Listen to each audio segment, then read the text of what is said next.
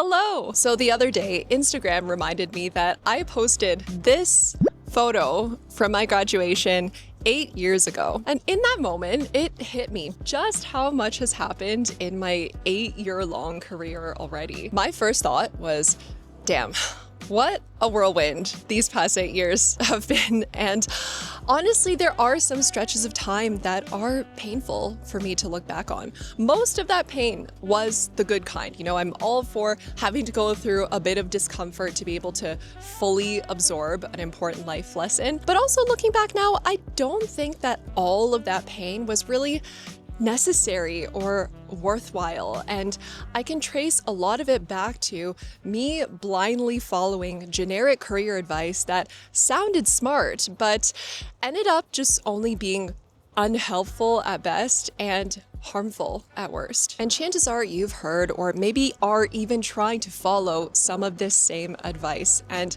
I want to make your life a little bit easier if I can. So today I wanted to warn you about these pieces of advice and share with you what I wish that this naive little girl coming right out of school was told instead. And hopefully that'll spare you from having to figure it out the hard way. This is all of the advice that has actually worked for me to build not just a career, but a life that feels successful, fulfilling, and exciting to wake up to. Also, if you're new to my channel, hi, I'm Audrey.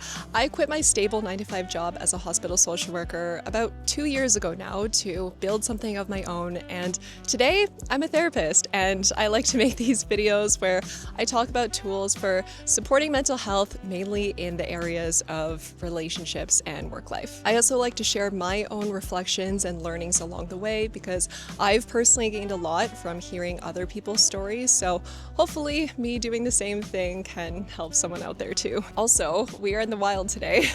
We are currently at Downsview Park, and the only other times I've been here have been for music festivals, so I don't even really know if that counts, so we'll take a look around and do some exploring together. I am so uncomfortable right now, I'm not gonna lie. There are people walking around, but we'll see how this goes. Plus, I was getting kind of bored of just filming in my room all the time, so I thought it'd be nice to switch things up and go for a little walk in the park together and have a little career chat at the same time. It's actually really nice here. Let me just spin this around.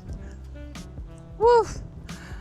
Like, okay, not bad. And check out this massive chair that I was also using as a makeshift tripod. The first piece of advice I wanted to unpack was you should be grateful to have any job. Let's just first take a moment to acknowledge that times are tough, okay? The job market is a very bleak, scary place right now, and sometimes we might just not have the luxury of being able to be picky and choosy about our job. This is more talking about situations where we do have options. Maybe we have a bit of savings, or we have family or a partner helping us out, or we live at home. And in these cases, we wouldn't necessarily be left destitute if we didn't have our current job or if we didn't accept the first job offer coming our way. In these cases, this advice of you should just be grateful for any job, it just lacks so much nuance, and it can actually be quite harmful. Imagine if you were in a situationship with a human equivalent of a walking red flag, and someone were to say to you, well, you should just be grateful that anyone is interested in you, and you believed them.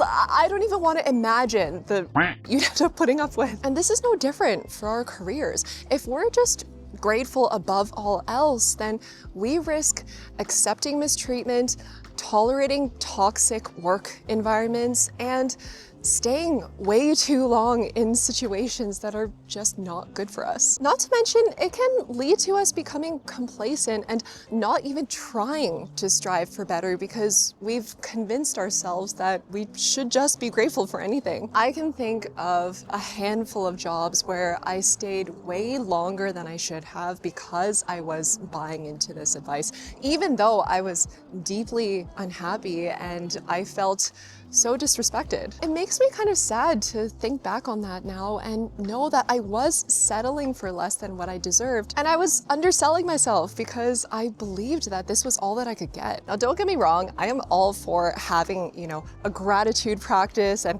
having a positive outlook on life. However, there is a fundamental difference between having a healthy level of gratitude and minimizing very valid concerns about your mental well-being and even your psychological safety. That's not gratitude, that's called toxic positivity. Healthy gratitude looks like being appreciative for what you have while at the same time advocating for better. No, don't track my face. Only jobs related to your studies count. I did my undergrad in physiology and now I'm a therapist. You might be thinking that I'm wasting my degree, and to be honest, I kind of agree with you. Look, I spent an entire year racking my brain trying to learn organic chemistry. For what? The truth is though, that I don't know if I would have ever become a therapist if I didn't study physiology, because it was in studying for that degree that I had my first mental breakdown that led me to go to therapy for the first time. And that was a completely life-changing experience for me. And that made me think like, it would be really cool if I could have the same kind of impact on someone one day. And the more people I talk to and the more stories I hear, the more I realize that these non-linear career paths are actually quite common, and more people than you think end up doing work that has nothing to do with what they studied in school, oftentimes because of a personal story. I think this calls for a hair elastic. One sec. Also, when you think about it, it is kind of absurd that we still follow this idea that your degree should dictate your future, and we're expected to pick a major and by extension what career we're gonna do for the rest of our lives before our prefrontal cortex has even fully developed yet. And it is just not realistic to expect us to want to do the same thing for the rest of our lives based on a decision that we made when we were 18. And believing that we should is just a recipe for falling into the sunk cost fallacy. I don't want that for you, okay? So if you are currently considering a career change, but you're hesitating to do so because of all the time and tuition money you've already invested into your current one, here's something that I hope will bring you some comfort. This is something that I learned in my experience of pivoting. Chances are a lot of the skills that you're using now are going to carry over into whatever you end up doing next. So for me, for example, even though, oh my gosh, as I was saying before, that big ass fly just disturbed my video. So for me, even though I'm not directly using my physiology degree in my work right now, I still read academic papers all the time. And I am so thankful that I have this skill of being able to navigate scientific research, because it's helped me to gain such a deeper level of understanding of topics that I end up talking about with the people that I work with and that I end up making these videos about. And this is just one of the many skills that I picked up in that degree that I still heavily rely on. Some of those other skills are discipline, the ability to focus and do deep work, time management. So no, all of that investment isn't going to be for nothing, and nothing actually ends up going to waste. And your work doesn't have to be related to your degree to be valid and worthwhile. Don't burn bridges. I don't know if I've just been unlucky, but for some reason, all of the bosses I've had in the past few years have just not been very nice. Like, for some reason, they were all just one of those managers that everyone on the team knows that you just can't really trust them. And when I was in these jobs, I worried a lot because I kept hearing that, oh, you need to maintain good relationships with your managers because you never know when you're gonna need a reference or you might need to reach out one day. And I just cannot imagine these people ever helping me out like that. And sure enough, this worst fear of mine actually came true. I did end up having to reach out to one of my old supervisors for a reference, and they straight up said no. And I saw it coming. If you did want to know the context, then I did talk about the story in my video on workplace trauma. It was my story of my experience in my student practicum. So if you want to know the tea, then check out that video. At first, when I got this no, I was like, that's it. My career is over. I'm never going to get another job again because every job needs a reference from your direct supervisor, and I don't have that. But that downward spiral didn't actually last very long, and pretty quickly I was able to pull myself out of it and tell myself that, you know what, this person clearly doesn't have my best interests at heart, and that's fine. I'm not gonna let that ruin my entire career. And so I got resourceful and I thought of someone else who I could still call a direct supervisor. I reached out to them to ask for a reference. They said yes, I got the job, my career moved forward, and life went on. And that experience showed me that you don't actually need to maintain good relationships with everyone to succeed, especially if they are just not willing to help you out. And especially if you've put in the effort to be respectful and civil and they still continue to mistreat you. That's not something that you can control or do anything about. You can't force someone to respect you. A relationship is a two-way street. And if you've done your part and they haven't, it's not fair for you to put all the blame on yourself for not having this relationship be on good terms. So if you've had or are currently in a difficult relationship with your manager and you're worried about how this might impact your future, maybe the more important thing to be concerned about here is your peace and making sure that you respect yourself. If reaching back out to this person is just gonna re-traumatize you, then it's probably not worth it, and you're probably better off just letting that bridge burn. And you can redirect that energy into investing in people that you actually respect and who respect you back. Tough it out, it gets easier. When I was working at the hospital, for some reason, I had it in my head that the first year was gonna be the hardest, and then it would get easier. It didn't get easier. By the end, I really felt like I was running on fumes and I was barely getting through every day. But even so, I still had the hardest time making that decision to quit. And it wasn't just because of the financial risks and, all the other unknowns I'd be signing up for. It was also because quitting went against this deeply ingrained identity I had as someone who doesn't give up and who stays strong and toughs it out in hard situations. And I saw quitting as a sign of weakness. Thankfully, I've done some growth since then, and I now don't see that mindset as some sort of admirable form of determination.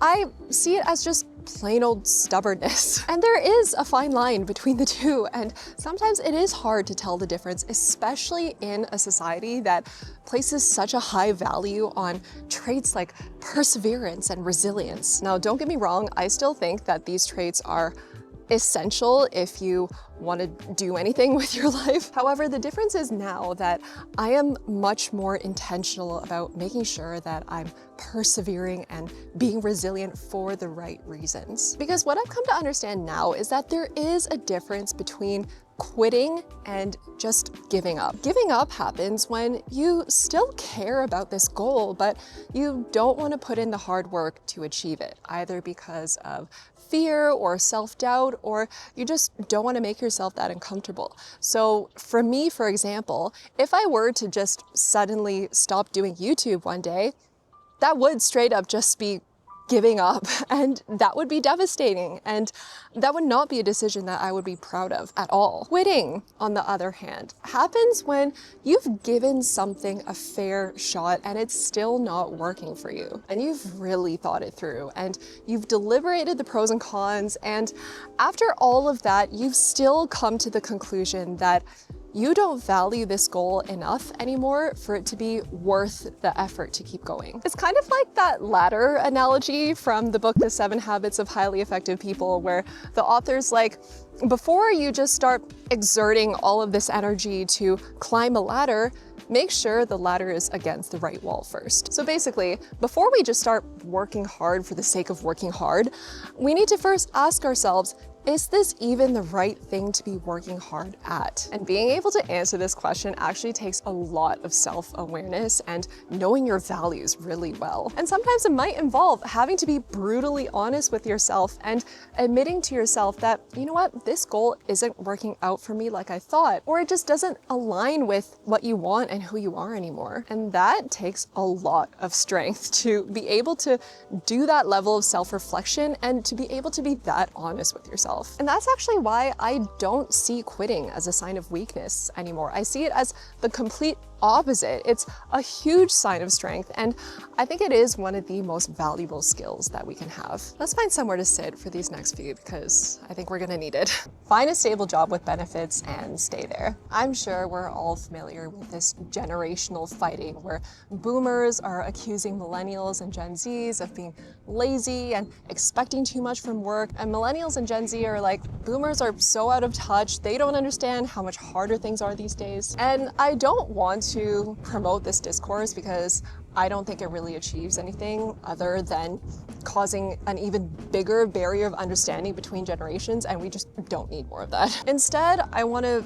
zoom out and look at where this advice even came from in the first place. Because the thing is, like, neither sides are wrong. For our parents' generation, this model of getting a stable job and staying there worked for them. They were able to live a very comfortable life. They could buy a house and a car and go on a couple of vacations a year. And it's totally understandable that they think that if it worked for them, then it should work for us too. However, what some boomers might not realize is that we are in fundamentally different economic times now. Maybe you've seen those graphs that show how wages have kind of stayed flat over time, but the cost of housing has just skyrocketed. I'll pop it over here too, but boomers don't know what it's like to have to grow up and try to establish yourself on this part of the graph. And so because they don't have that firsthand experience, it can be hard for them to see where we're coming from. It is unfortunate, but I also don't think that millennials and Gen Zs are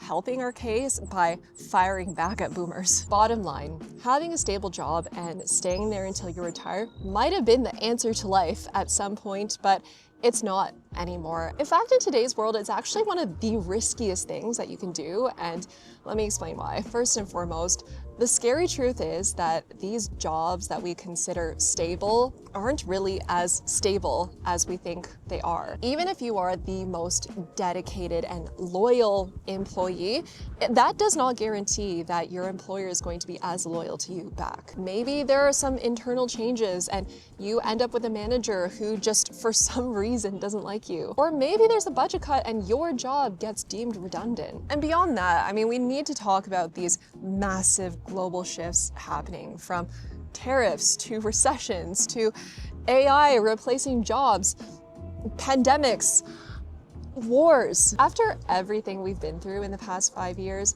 I think it'd be pretty naive for any of us to think that we still live in a stable, predictable world. So here is what I think is much wiser advice for ensuring your security in today's world. You never, ever, ever want to put your entire livelihood and financial power in the hands of one employer, because you are just one decision away, and maybe one that doesn't even have anything to do with you, from having no money coming in at all. And even beyond being at this risk, you do take on other financial harm by staying loyal to one company. And there's an article in Forbes that says that people who stay in jobs longer than 2 years make 50% less in their entire lifetime. And I just think this is so sad to think about all the people that are being undervalued and underpaid. Now, don't worry, I'm not just gonna stress you out with all this scary information and just send you on your way. Let's actually talk about what we can do about all of this. And I've written down 2 points, and both of these are actually, I guess, kind of wisdom that I've picked up in the personal finance space. I've kind of become a nerd in that area, unfortunately or fortunately. First and foremost, we need to be diversifying our income streams, whether that is through having investments or having a side hustle or a small side business or doing some freelance work. It does take a bit of research and creativity and resourcefulness, but really diversifying your income streams is not as hard as you might think. And this is coming from someone who is actively doing that myself. Bottom line, we just need to make sure that we're not putting all of our eggs in one basket because that is just too risky. And number two, we need to be negotiating a raise at least every 2 years, according to that stat. And Vivian too actually does a really great job at outlining pretty much a word for word script for how to do this in her book, Rich AF, so I definitely recommend checking that out. Also, I want to touch on another important point here, which is that stability, yes, is important, but it's not everything. And especially if your stable job is burning you out or making you miserable, at that point, is it even really that stable? And is the paycheck even worth it? Work takes up a huge chunk of the total time that we have on this earth, whether we like it or not. And we all deserve to do work that not only gives us stability and security, but also that makes us feel like we're doing something worthwhile with our time. Success means a fancy job title and a high salary. I think the biggest difference between me currently and this girl is that we don't want the same things anymore. That girl wanted success in the conventional sense. She wanted that fancy degree from that fancy university. She wanted that job title that would make her sound impressive and important to other people. And in her mind, there was just no question about it. This was the path that she was going to follow. And she achieved it all, and she still found herself deeply unhappy at the end of it. Why?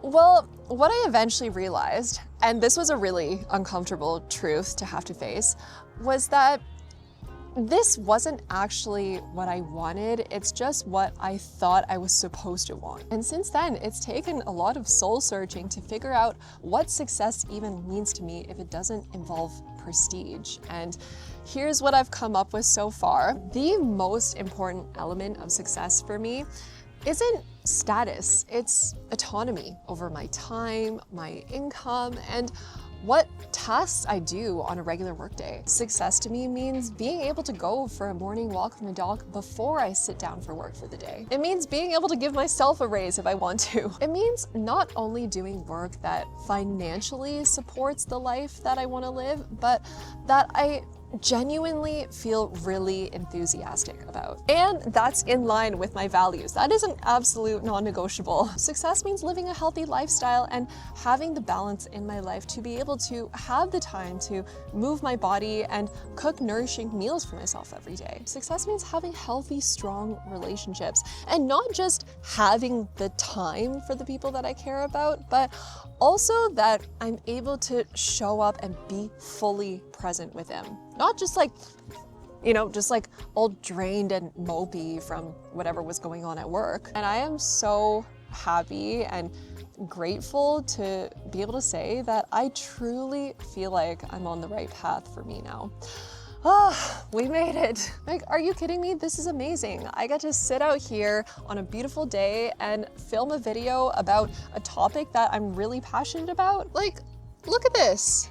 I would not be able to do this in a past life. And I wouldn't have gotten here if I didn't try the conventional path first. I needed to go through all of those challenges and have those experiences to be able to define success for myself and finally find my place. Like, for example, I wouldn't be so determined to have my own business if I didn't have the experience of working for someone else and learning that that model doesn't work for me. So if you're in a position with your career right now that you're not happy with, I'd really encourage you to ask yourself, what is this experience teaching me about what doesn't work for me? Because knowing that is just as important as knowing what does. And I really hope that hearing my story inspires you to go on this path of defining success on your own terms. Thank you so much for watching to the end of this video. Truly, it means more to me than you would know. I'd love to know if you've ever gotten any career advice that just ended up being unhelpful. Let me know in the comments and we'll continue the conversation there. This was such a refreshing change to be filming a video in the wild. Let me know if you liked this style of video. Also, if you're not sick of my voice yet and you'd like to hear more about my journey of quitting my job, I've made a playlist of all the videos I made talking about that, and I'll leave that over here for you to check out if you'd like. Also, please share this video with anyone who you think might benefit from it. But in any case, as always, I hope you're doing well. I appreciate you, and I will see you next time. Bye.